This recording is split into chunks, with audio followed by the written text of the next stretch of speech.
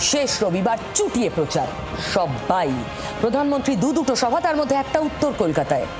আচ্ছা, বিজেপি তার মানে উত্তর কলকাতায় আশা দেখছে পাখির চোখ কিছু একটা হতে পারে।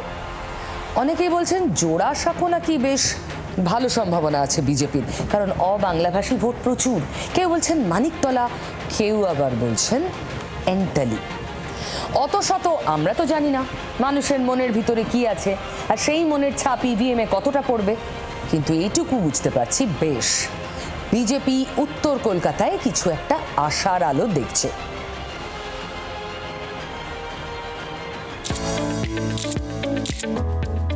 কখনো রাস্তার পাশের দোকান থেকে ঝালমুড়ি কিনে খাওয়া, কখনো আবার গঙ্গাবক্ষে নৌকা বিহার। বাংলায় ভোট প্রচারের ফাঁকে ফাঁকে অনেকগুলো ফ্রেম তৈরি করেছেন প্রধানমন্ত্রী নরেন্দ্র মোদী। জানিয়ে চর্চাও হয়েছে, আবার তরজাও হয়েছে।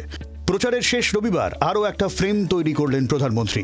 মতুয়াগড় ছুঁয়ে উত্তর কলকাতার জনপ্রিয় মন্দির ঠনঠনিয়া কালীবাড়িতে পুজো দিলেন। মন্দিরের গা ঘেঁষা সারি সারি ফুলের দোকান, সেখান থেকেই ডালা কিনলেন প্রধানমন্ত্রী।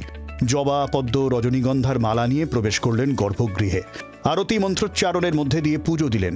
শিবের মাথায় পরিয়ে দিলেন আকন্দের মালা। পুজো আচ্চার দিয়ে প্রধানমন্ত্রী যখন কালীবাড়ি থেকে বেরোলেন, বাইরে তখন ভিড়ে ভিড়। ঠনঠনিয়ার পর্ব সেরে সোজা বিকেপাল অ্যাভিনিউয়ে পৌঁছয় প্রধানমন্ত্রীর কনভয়ে। সেখান থেকে খান্নামোড় পর্যন্ত রোড শো। শেষবেলায় উত্তর কলকাতার বিজেপি প্রার্থীদের সমর্থনে রোড শো করলেন প্রধানমন্ত্রী।